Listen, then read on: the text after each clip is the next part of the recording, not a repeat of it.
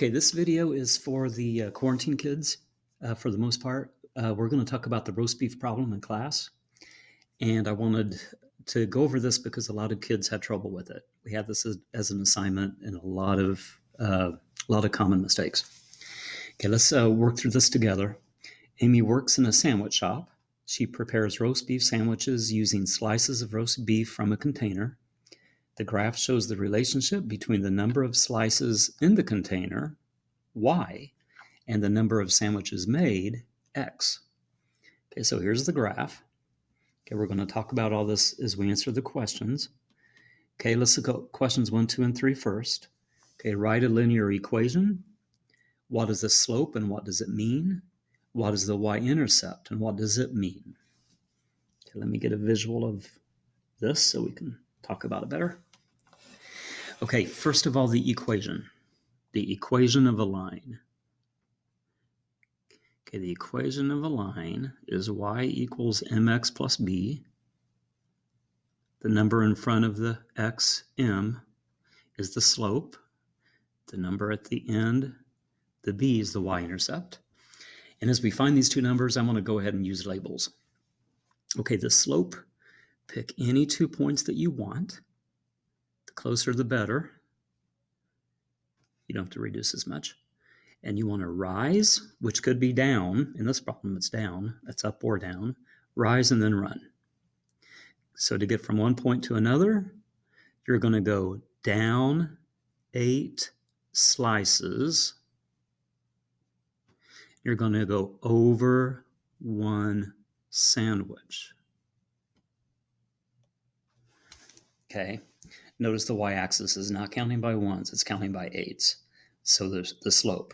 Down 8 slices over 1 sandwich.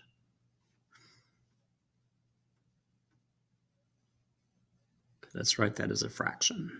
Maybe that'll make more sense. Okay, so the slope is down 8 slices over 1 sandwich. Now when we put that number in the equation, you ignore the labels, okay, and reduce it. Negative 8 divided by 1 is negative 8. So negative 8 is the slope. Okay, the y-intercept is how much you start with. Okay, when you're looking at a graph, the y-intercept is where it crosses the y-axis.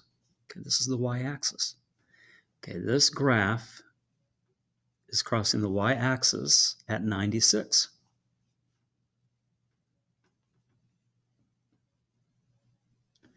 Okay, now that's how much she starts with. She's starting with 96 slices. Okay, she's starting with 96 slices at the beginning. Okay, so the y-intercept is not only where does it cross the y-axis, but it's how much she starts with. Okay, so that 96 is the y-intercept. So my equation is y equals negative 8x plus 96.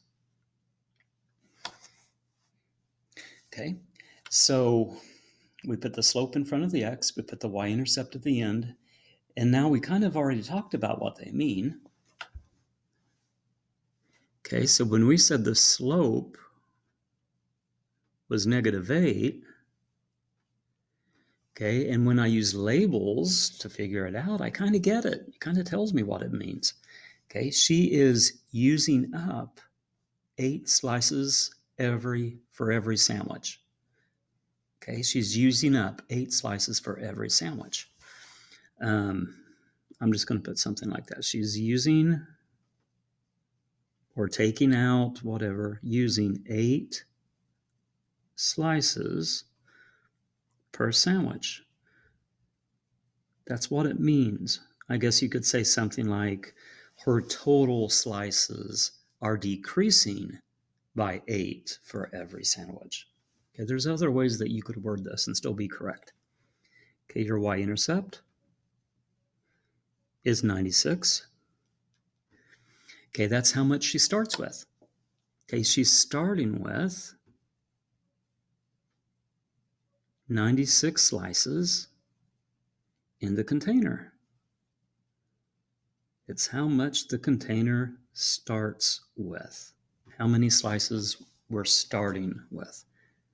Okay, so There's a slope and the y-intercept and what they mean. We'll look at the rest of the problem on another video.